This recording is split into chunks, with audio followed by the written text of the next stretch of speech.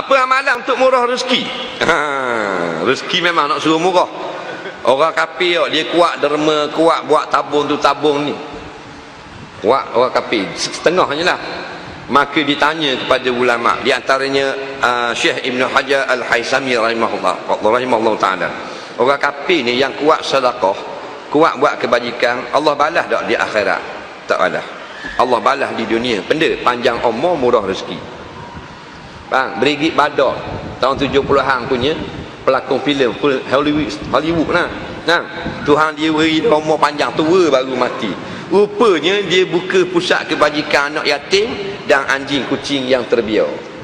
Tolong anjing kucing terbiar, derma anak yatim. Ada seorang lagi pelakon orang putih Kristian, dak mati sampai sekarang, 102 tahun umur. Dia popular tahun 40-an hari tu, zaman Jepun. Rupanya dia ni buat satu badan berjalan malam-malam di New York, di Los Angeles untuk bahagi makanan dengan selimut orang miskin. Dia kafir, panjang umur. Betul ulama jawab, panjang umur. Orang kafir yang kuat sedekah. Dah tu kafir, panjang umur, murah rezeki. Dah kita Islam lebih lagi lah, faham tak? Tapi masalahnya kereta potong wajar 50,000, tapi sedekah masjid RM1. Itu masalah. Nak spoiler 400 lebih. Stiker hak gambar orang kecil ni buat kat minyak RM6. Tapi masjid RM1. Tapi nak syurga Firdaus banyak cantik. Nak bergaluh kita. Ma yang kusu malu min sadaqah. Dengar Rasulullah buat. Kita boleh buat hujah. Nak Nabi kata tidak akan jadi kurang harta orang yang bersedekah. Maknanya Tuhan akan tambah. Kadang-kadang tambah harta, kadang-kadang tambah umur, kadang-kadang tambah benda-benda yang lain yang kita tak nampak, kesihatan. Nah, sepatutnya kena lori minyak tu terbabah tayar pancik langgar kereta kita. Tapi kita cepat sikit langgar kereta belakang. 5 sekeluarga maut serta merta. Kita terlepas. Rupanya dulu masih kat Pandang Indah kita beri RM5. Tuhan selamatkan kita 10 tahun kemudian. Benda ni berlaku dalam kehidupan kita, kita tak sedar. Faham tak? Ini RM1. Buruk pula RM1. Faham tak? Buruk dah piti RM1. Nah, ini masalah kita. Kalau siapa yang nak kaya, maka banyak sedekah. Siapa projek banyak tak boleh, bisnes kurang menjadi, restoran kurang orang dah, banyak derma. Tu petua kita dah ajar daripada dulu sampai sekarang. InsyaAllah dia akan jadi senang semula. Setan kata kalau mu dah kurang projek, kau derma kau kurang duit. Nampak? Asyaitan ya'idukumul faqra. Syaitan sentiasa dia ajuk kita, dia jack kita, dia cocoh kita kalau mu sedekah jadi kurang duit. Nabi kata tak akan jadi kurang dengan sebab sedekah. Kita nak ikut Rasulullah, nak ikut syaitan, ikut syaitan. Faham tak? Ingat siapa yang meniaga kurang laku, projek kurang jalan, ekonomi meruncing sekarang, satu kaedah yang cukup terjamin. Bukan label berada jamin, Rasulullah jamin. Banyak derma, banyak sedekah. Faham? Tak percaya buat. Kita test dah, mustajab. Faham? Pernah tak dengar orang yang murah hati bankrupt? Ada tak? Tak ada. Tapi kita ni tak faham. Kalau ngaji pondok jadi tak cukup makan, pelik-pelik sungguh. Haji dengar soal khabar 2 pelajar pondok mati kebuluran. Ada? Ada.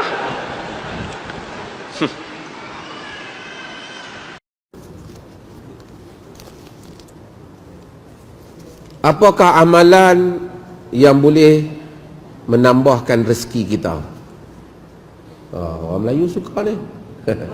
Bukannya orang Melayu, orang mana pun suka tambah rezeki. Tak gitu. Ustaz minum dulu.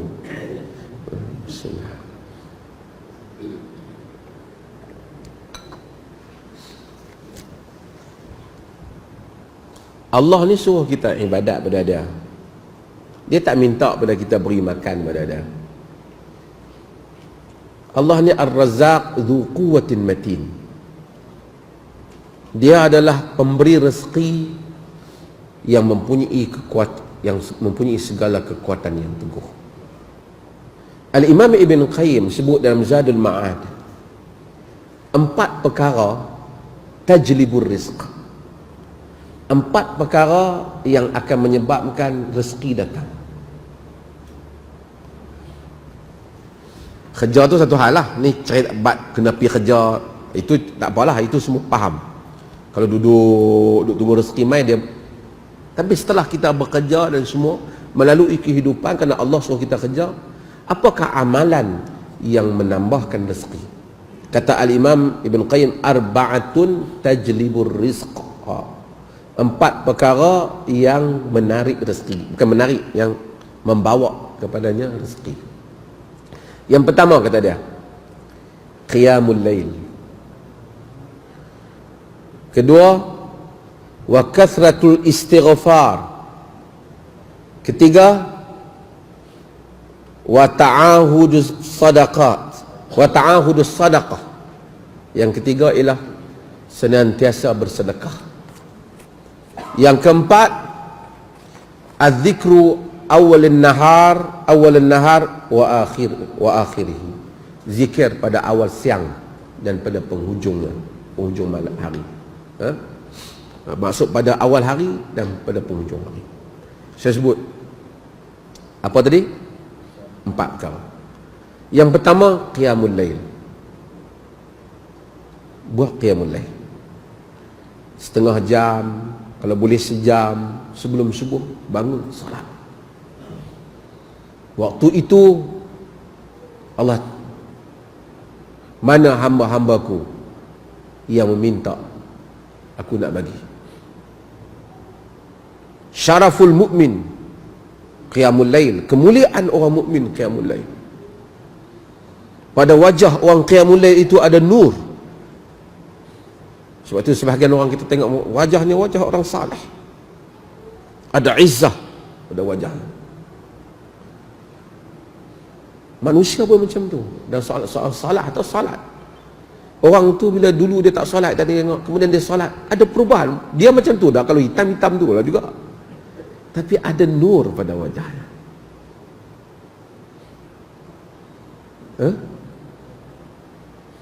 Qiyamul lail, minta pada Allah rezeki, Allah berikan rezeki. Setengah orang tu dia tak faham konsep, dia ingat Tuhan ni macam dia nak, macam orang apa, dia order makan, dek macam ni, kopi ais 2. Tu style Malaysia kan. Saya duduk di UK, Mak Saleh ni dia tak apa, tang tu bagus dia kadang-kadang dia main, dia sembang lu dengan dia tu, how are you today, kita ingat dia kenal. Dia kata bukan, dia bukan robot. Baru dia tanya ada apa, cakap kita adik lambat lah macam ni. Itu style kita. Tapi tak apa, kita macam ni, kopi ais 2. Kita tak ada ubudiyah kita pada Allah. Ya Allah bagi rezeki pada aku. 2 hari dah minta tak main-main gini rezeki. Dia ingat macam tu Tuhan. Dia ingat Allah macam tu. Dan dia minta seolah-olah dia bagi order ke Allah. Dia bagi arahan kepada Allah. Seolah-olah dia bagi arahan pada Allah. Ini tak betul. Sebab tu kita ud'u rabbakum tadarruan wa khufiyah.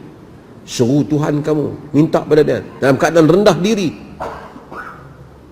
dan dalam keadaan merendah diri dan memperlahankan solat. Kena tadarru' dan khufiyah. Sebab itu bangun qiyamul lail, ketika itu jiwa kita tenang, rendah diri, bukan orang tengok, sujud lama-lama pada Allah, minta hajat, dia bagi rezeki. Kedua apa tadi? Al-istighfar. Banyak istighfar. Istighfar dalam erti kata memang nak minta ampun pada Allah. Sehingga orang ni kita habaq suruh istighfar banyak rezeki, berapa banyak ada tu? Dia tanya. Kalau kita habaq ke dia, Nabi tak habaq banyak. Nabi suruh banyakkan istighfar. Kalau kita habaq dia 700, dia pun pergi cari 700. Tak 700 ni. Dia seolah-olah diingat macam jampi. Istighfar maksud mohon ampun. Astaghfirullah, astaghfirullah. Ya Allah, aku minta ampun padamu. Kadang-kadang satu istighfar itu lebih bermakna daripada 100 istighfar yang tak ada rasa apa, yang tidak ada kerendahan diri kepada Allah. Kata Nabi Nuh, faqultu astaghfiru rabbakum innahu kana ghaffara yursilis samaa'a 'alaikum midrara wa yumdidkum bi amwalin wa banin wa yaj'al lakum jannatin wa yaj'al lakum anhara. Faqultu astaghfiru rabbakum innahu kana ghaffara. Aku kata pada mereka, minta ampun pada Tuhanmu, dia pengampun. Yursilis samaa'a 'alaikum midrara, kalau kamu istighfar, Allah hantar langit turun hujan. Wa yumdidkum bi amwalin wa banin, dia akan membanyakkan untuk kamu harta dan anak bina. Wa yaj'al lakum jannatin wa yaj'al lakum anhara, dia akan menjadikan pada kamu kebun-kebun dan sungai-sungai. Ramai orang yang dia rasa, betul ke ni nak try? Tuhan bukan tempat kita try. Istighfar dengan ikhlas kepadanya, dan tuan-tuan akan melihat keajaiban dalam hidup ini. Keajaiban rezeki, Allah beri rezeki, benda yang tak sangka dia boleh ada. Sebab tu bila kita tawakal pada Allah, kita akan kata insya-Allah pada satu orang, saya boleh buat, insya-Allah saya boleh beli. Duit tak ada tapi janji. Pasal apa? Tempat kita tawakal kuat.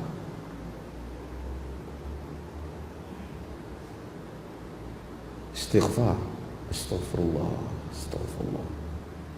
Semua orang kadang-kadang dia tak dapat nikmat istighfar. Astagfirullah, astagfirullahalazim, astagfirullahalazim, bila dia berlagu kan. Bukan saya kata tak boleh bernasyid, tapi istighfar dengan rendah diri kepada Allah. Kemudian wa ta'ahudis sadaqah, selalu bersedekah. Sedekah macam duit pun tak banyak, ente sedekah dengan kadar kita. RM1 bagi. Sedekah pada orang yang memerlukan, orang miskin. Kadang tengok orang susah tepi jalan, kita berhenti, kita bagi dah. Dia berheran siapa bagi dah. Kadang-kadang bukan senang nak jumpa orang. Dan kita jumpa orang susah, isu nak pergi cari balik tak ada dah. Bagi dah. Kita bagi ya,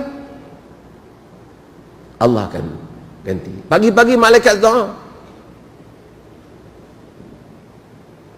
kepada orang yang munfiq supaya an yaj'alahu salafan, Allah bagi ganti pada dia. Yang kedekut tutup. Setengah orang dia takut sangatlah RM2 dalam poket dia tu, nak bagi pada orang miskin. Tengok orang tu zahir miskin, zahirnya miskin kita bagi. Betul ke miskin ni, entah-entah di rumah ada, dia zahir dia miskin, dia tipu kita, dia dengan Allah Ta'ala, dia suka kita bagi. Tak miskin pun kita nak bagi RM2 tu. Tapi kalau kita bagi lillahi ta'ala, tak ada masalah. Saya walaupun mungkin melalui pengalaman yang sama, pernah orang tipu ya. Orang tahan kereta atas Jabatan Pulau Pinang, kita ingat dia miskin semua, kesian bawa dia apa semua. Lepas tu apa ada kita bagi kat dia. Pipis ni jumpa kawan dia lah, cerita Allah, dia kata aku kenal lah minggu lepas. Macam tu juga cerita dia. Kereta pi bus stand dia hilang, tapi kita kata rugi, tak rugi. Masa kita beri, kita dengan penuh sangkaan dia miskin, lillahi ta'ala kita tolong. Kita tak tahu yang ghaib. Allah tak kata hang bagi sedekah saja pasal hang dah silap. Tak. Lillahi ta'ala kita bagi kepada dia, kerana di atas sangkaan kita. Dia tipu, dia dengan Allah. Dia ambil duit tu, tangki pahala kita dapat, tapi dia kena berjawab dengan Allah kerana dia tipu kita. Kemudian yang keempat apa? Bak rezeki ni orang ingat tu. Zikir pada awal hari dan pada akhir hari. Assalamualaikum warahmatullahi, Assalamualaikum warahmatullahi. Sembahyang subuh tu zikir. Kalaupun tak sempat kita pergi kerja, baca wirid-wirid Nabi. Baca Allahumma inni as'aluka khaira hadzal yaum, ya Allah aku minta kebaikan pada hari ini. Pas salat baca ayat kursi, kita baca ayat kursi. Ayat kursi, kita baca ayat kursi. Baca wirid-wirid Nabi. Jangan pergi beli buku senjata tok lebay apa, jangan. Pergi beli Hasnul Muslim, perisai Muslim itu yang menghimpunkan hadis-hadis Nabi. Tengok apa zikir-zikir Nabi SAW pagi dan petang. Baca. InsyaAllah Allah mudahkan rezeki ni kita. Rezeki mudah main ni bukan duk tunggu kau ada siapa-siapa nak bubuh lain kawan aku tau. Allah memberikan rezeki dengan berbagai-bagai cara. Mudah-mudahan Allah Ta'ala memberikan pada kita semua rezeki. Yang kedua, Ustaz pun tak tahu yang pertama tu tuan-tuan nak tulis apa. Yang mana satu yang pertama ni Ustazah ya. Yang qalbun salim ke, yang kasih sayang ke, tulislah mana-mana tuan-puan ya. Tulislah. Entah ni yang ketiga dah ya. Tuan-puan sekalian, dan nak habis dah masa kita ni ya. Yang kedua tuan-puan sekalian, apa yang sangat berharga sehingga Ustazah ketika berada di Multazam pada tak perasan sama ada masa tu musim haji ke ataupun umrah. Dekat Multazam Ustazah dah naik dah sebenarnya dekat bahagian masjid tu. Tapi masa tu terasa macam tak boleh, aku kena pergi balik, pergi kat Multazam, rapat ke pintu Kaabah tu, membawa satu hajat yang besar. Apa hajat dia? Ya Allah, tolong ya Allah, rahmati ibu ayahku. Jangan sekali-kali ya Allah sedikit pun ada azab yang menyentuh kepada keduanya. Ya Allah, mak ayah aku telah memberikan aku sesuatu yang terlalu berharga. Pertama Al-Quran, kedua bahasa Arab. Itu memang saya sebut tuan-puan masa tu ingat. Ya Allah, tolong ya Allah, mak ayah aku jadi jalan ya Allah, Quran dengan bahasa Arab. Jadi jalan. Yang hari ini aku menikmati ya Allah, menikmati nikmat besar sangat daripada pendidikan Quran dengan pendidikan penguasaan bahasa Arab. Jalan dia siapa? Mak ayah tuan. Mak ayah. Tuhan tolong jangan azab letakkan pada satu kedudukan yang sangat tinggi, kerana aku rasa sungguh bertuah dengan dua benda. Macam mana didikan Quran dan bahasa Arab tu tuan? Ustazah nak cakap ni sebabnya Ustazah pun nak reflect pada diri sendiri, tuan-puan juga begitu. Pertama Al-Quran. Macam mana tuan-puan Al-Quran anak-anak kita? Siapa yang ajar Quran ke anak-anak? Nak tanya, siapa nama ustazahnya? Siapa nama ustaznya? Ramai ustazah 14 orang tak dapat-dapat juga. Takut kau ramai kan? Ya, tapi tak juga jadi-jadi lagi. Kalau kita boleh baca Quran tuan-puan, Quran anak-anak kita biar kita yang ajar. Soal nak menambah baik bagi pada ustaz-ustazah lain itu penambahbaikan. Tapi asasnya kita kena dengar anak kita baca Quran. Kita kena ajar dia baca Quran. Penat, letih, banyak kerja, itu bukan alasan. Sebab anak-anak kita adalah amanah yang sangat besar yang kita dapat daripada Allah tuan-puan, yang tak dapat kita nak jawab macam mana besok. Bolehkah kita cakap, kenapa anak tak pandai baca Quran? Entahlah, itulah cikgu sekolah dia makan gaji buta. Bolehkah jawab macam tu? Bolehkah jawab macam tu tuan-puan? Dah bayar dah kat sekolah tu, sekolah swasta. Boleh ke jawab macam tu?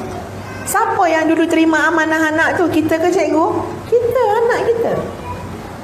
Jadi bila Ustaz tengok tuan-puan, Ustazah dulu belajar Quran sampai penat. Mak tak penat-penat, tak nampak langsung muka penat dia. Kita ni yang kena hambat selalu. Ya? Balik sekolah, dah makan, dia nampak kita macam segar, ambil Quran dia. Padahal pukul 3 petang memang kelas Quran dengan mak tu kat masjid. Kalau kita fikir, mak kan pukul 3 memang dah ada kelas Quran yang formal, tunggu je lah pukul 3, apa yang ngajar nak pukul 2 ni?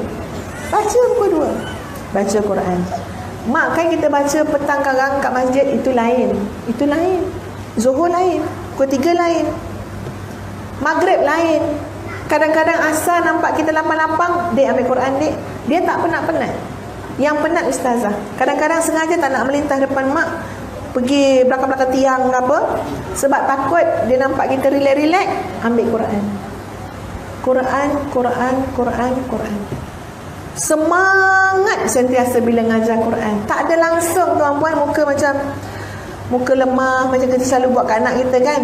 Lepas tu anak kita pun cakap macam ni, penat ke mama? Dia kata, itulah mama penat. Kita tangguhlah mama. Mama pun rasa macam tu juga. Tak ada tuan-puan, tak ada. Nak kata tangguh-tangguh memang tak ada lah. Rajin sentiasa kalau ngajar Quran. Kita ni yang lemah semangat ni.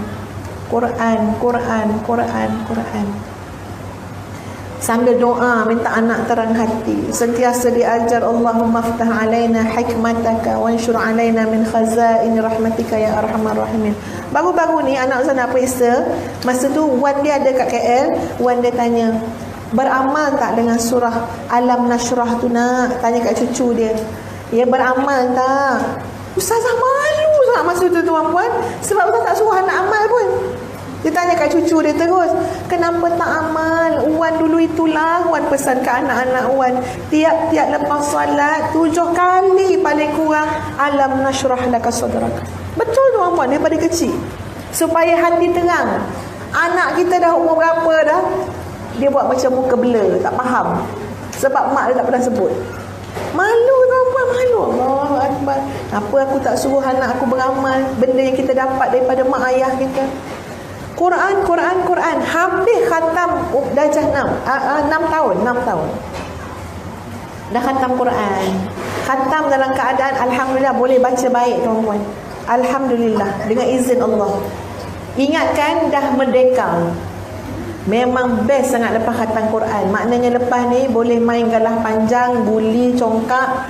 Tak adalah mak asyik panggil. Rupa-rupanya tidak. Mak kata lepas ni kita akan mula belajar tarannum Quran. Ada lagi lepas tu belajar tarannum Quran. Belajar tu apa? Belajar daripada darjah 1, darjah 2, darjah 3, masuk bertanding sana sini. Mak suruh belaka, kita bukan nak, semua kena suruh. Muka tu tuan-puan, ya Allah, muncung ni panjang tau. Sebab apa? Sebab marah bila kena suruh masuk bertanding. Tapi mak sentiasa di sebelah. Masuk dia, boleh. Baca dik, mak nak dengar dik. Dah tak ada suara, boleh, baca dik, baca. Tu kerja mak ustazah tuan-puan. Ustazah comparekan dengan kita tuan-puan, banyak mana. Aura apa yang kita ada tuan-puan? Kalau aura mak ayah kita dulu, aura apa?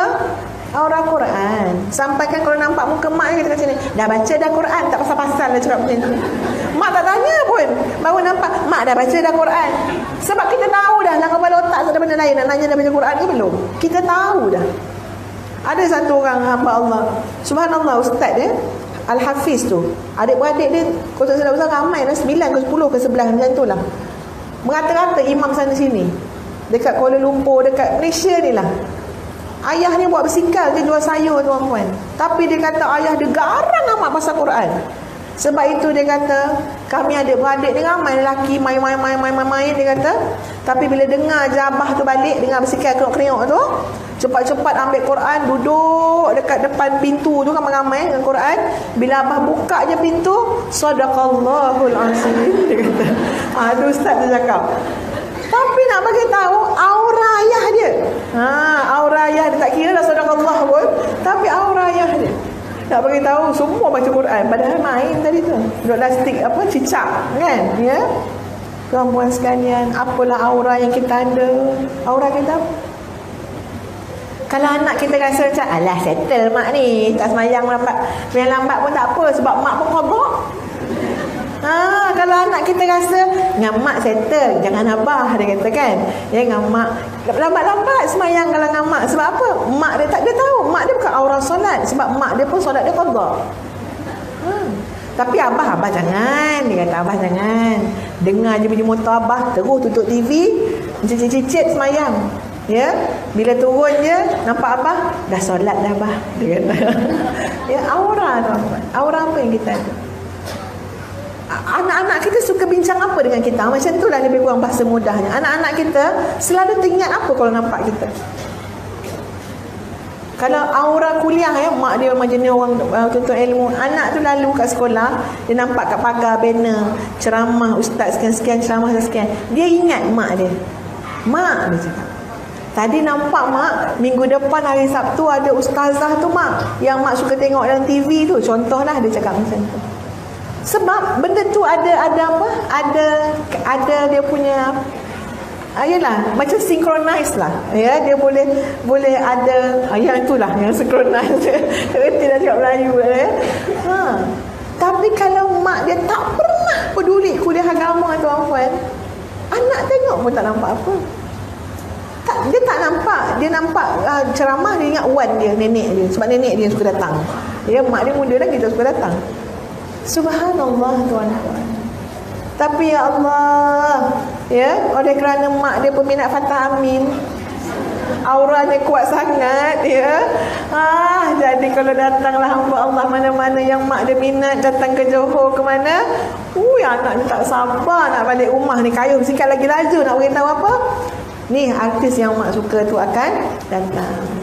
Terpulang. Yang mana satu aura kita tuan-tuan? Kalau tadi auranya kuat, Quran. Penat usaha dulu Quran. Tapi tak tahu nak cakap macam mana syukurnya pada hari ini. Walaupun proses yang dilalui bukan terus jadi baik tuan-puan ya. Sekarang pun tak baik lagi, nak kena baiki. Tapi sekurang-kurangnya kita sayang Quran. Kita tahu Quran itu rujukan hidup kita. Kita tahu kita tak pernah sunyi selagi mana ada Quran. Kita takkan pernah sesat selagi rujuk Quran. Dan yang ketiga ialah bahasa Arab tuan-tuan. Tak kira anak tuan-puan nak jadi apa pun, ya, nak jadi engineer, silakan. Kita nak sangat engineer Muslim, silakan. Nak suruh anak saya jadi saintis, alhamdulillah. Tolong sumbang anak tuan-puan jadi saintis. Tapi kuncinya tuan-puan, walau apa bidang pun dia nak jadi, tapi memahami bahasa Arab itu adalah satu tuntutan ke atas seorang hamba Allah yang beriman kepada Allah. Kenapa? Sebab ini adalah alat ataupun bahasa untuk memberikan kita kefahaman, ya, untuk memberikan jiwa kita itu ketika mana kita berurusan dengan ayat-ayat Quran dan hadis Nabi SAW. Itu memang kena tuan-puan. Sebab lain baca Quran kalau kita tahu hebatnya dari sudut bahasanya pada Al-Quran. Lain. Terjemah pun tak sama look dia, rasa dia dengan kita memahaminya dalam bahasa Arab. Tak sama tuan-puan. Terjemah pun tak sama. Subhanallah. Ya, sebab itu bila disuruh, dipaksa, diajar sehingga dapatlah sikit. Bolehlah kalau baca Quran tu nak faham, ya, secara umumnya ayat tu bolehlah sikit-sikit tuan-puan. Itu pun Allahu Akbar, besarnya makna dia tuan-puan. Sebab hati kita selalu keras, nak dibasuh dengan apa? Ayat Quran. Tapi kalau ayat Quran kita baca saban tahun tak pernah faham maknanya ataupun susah prosesnya. Daripada Zaid bin Sabit radhiyallahu anhu, kata dia, aku dengar Nabi sallallahu alaihi wasallam bersabda, sabda Nabi, man kanatid dunya hamma farraqallahu alaihi amra. Sabda Nabi sallallahu alaihi wasallam, Nabi kata, barang siapa yang cita-citanya ataupun yang penting di dalam hidupnya dunia, barang siapa yang celak mata ingat dunia sampai nak pejam mata tidur ingat dunia, barang siapa yang dunia itu sangat important dalam hidup dia, farraqallahu alaihi amra. Nabi kata Allah Subhanahu wa taala akan porak-perandakan urusannya. Siapa yang daripada celak mata pagi sampai tidur malam, otak tak ada ingat lain melainkan ingat dunia. Dunia ni ialah ingat RM2, ingat jawatan, ingat nak naik pangkat, ingat benda-benda yang tak membawa ke akhirat. Orang siapa yang macam tu hidup dia, Nabi kata farraqallahu alaihi amrah. Satu benda Tuhan nanti buat kat dia, Tuhan akan jadikan urusan dia porak-poranda. Dia buat tak jadi belaka. Dia buat nak jahanam semua. Dia buat apa pun tak ke mana. Wa ja'ala faqrahu baina 'ainai. Nabi kata bahkan Allah akan jadikan di antara dua mata dia kefakiran. Maknanya dapat 1,000 tak cukup, dapat 5,000 tak cukup, dapat 10,000 tak cukup, dapat 20,000 sebulan tak cukup. Pasal apa dia ni jadi macam ni? 1,000 tak cukup tak apa, tapi 5,000 tak cukup, 10,000 tak cukup, 15,000 tak cukup, 20,000 tak cukup. Pasal apa dia ni jadi macam ni? Nabi kata wa ja'ala faqrahu baina 'ainai. Pasal Allah sudah letak kefakiran di antara dua mata dia. Dia rasa tak cukup. Kita dengar dia dapat pendapatan sebulan 15,000, kita tahu banyaknya, bagi dia tak cukup. Pasal apa dia jadi tak cukup? Pasal dia dalam diri dia, dalam hidup dia, dalam mimpi dia, dalam jaga dia, dunia yang dia lihat. Maka orang yang macam ni wa ja'ala faqrahu baina 'ainai. Allah letak kefakiran di antara dua mata dia. Walam ya'tihi minad dunya illa ma kutibalah. Nabi kata dan Allah akan bagi ke dia ni panggu ataupun bahagian dia atas dunia takat mana yang dituliskan untuk dia. Tidak ada ekstra rezeki untuk dia. Tidak ada bonus daripada Allah kepada dia. Banyak mana yang ditulis, banyak mana yang ditakdirkan, banyak tu aja Tuhan akan bagi. Wa man kanatil akhiratu niyyatah. Kata Nabi, dan barang siapa yang akhirat itu yang menjadi niat dia. Dia buat apa pun, dia kerja kerajaan ke, dia buat menyaga ke, dia buat apa pun dalam dunia ni, niat dia nak cari rezeki, nak cari keredaan Allah Subhanahu wa taala.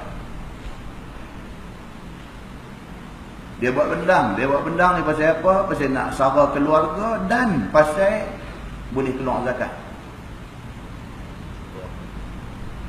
Dalam 100 orang, dalam 1000 orang ada seorang macam ni, tak ramai. Di antara tujuan, di antara sebab pasal apa dia buat bendang, di antara sebabnya ialah supaya dia dapat peluang untuk keluar zakat. Kerana zakat itu ibadah. Nabi kata wa man kanatil akhiratu niyyatah. Bang siapa yang akhirat itu yang menjadi niat dia, yang terselit dalam hati dia, yang tersimpan dalam hati dia ni apa dia? Dia nak cari keredaan Allah. Kalau dia jadi menteri pun dia nak cari keredaan Allah. Kalau dia jadi DO pun dia nak cari keredaan Allah. Kalau dia jadi guru sekolah pun dia nak cari keredaan Allah. Kalau dia jadi guru, dia cikgu pun dia nak cari keredaan Allah. Jama'allahu lahu amrah. Nabi kata satu benda Tuhan janji dekat dia, Tuhan akan jadikan urusan dia beres semua. Kalau Allah itu keutamaan dalam hidup dia, kalau keredaan Allah itu yang diburu, yang dicari oleh dia, Allah janji wa jama'allahu lahu amrah. Allah akan jadikan urusan dia, kerja dia beres. Dia tak ada serabut, dia tak ada semak perut, dia buat kerja jadi. Wa ja'ala ghinahu fi qalbih. Nabi kata bahkan Allah jadikan dia satu orang yang kaya jiwa, satu orang yang kaya hati, satu orang yang mempunyai sifat qanaah, satu orang yang Tuhan bagi apa ke dia, dia puas hati. Allah bagi berapa pun dekat dia, dia reda. Allah bagi banyak mana pun dekat dia, dia alhamdulillah, dia syukur pada Allah, dia terima kasih kepada Allah. Wa atathu dunya wa hiya raghimah. Dan dunia nanti mai dekat dia dalam keadaan dia berat hati untuk nak terima. Rezeki dia tak cari untuk bergolek mai ke dia. Rezeki dia tak gelut sampai tinggal ibadat. Tapi rezeki itu Tuhan duk golek mai ke dia. Raghimah ni dalam bahasa Arab maksud dia unwilling. Orang putih kata unwilling. Maksud dia tak mau pun, dia tak cari pun, Tuhan bagi. Dia tak gaduh pergi kempen, suruh orang pilih dia, orang mau ke dia. Kalau dalam konteks pembubaran parlimen, tak gaduh kempen, tak gaduh naik pentas, tak gaduh maki hamun orang, tak gaduh buat yang ni semua. Orang mau ke dia. Macam mana orang boleh mau ke dia? Allah bagi ke dia sokongan itu. Wa atathu dunya wa hiya raghimah. Dunia mai ke dia dalam keadaan raghimah, dalam keadaan dia ni reluctant. Orang boleh kata reluctant ni maksudnya dia tak gelut cari, tapi nak mai ke dia. Rezeki ni tak tahu ke mana. Wa yarzuqhu min haitsu la yahtasib. Dan Allah bagi rezeki dekat dia daripada sumber yang tak sangka. Hadis itu hadis sahih riwayat Ibnu Majah.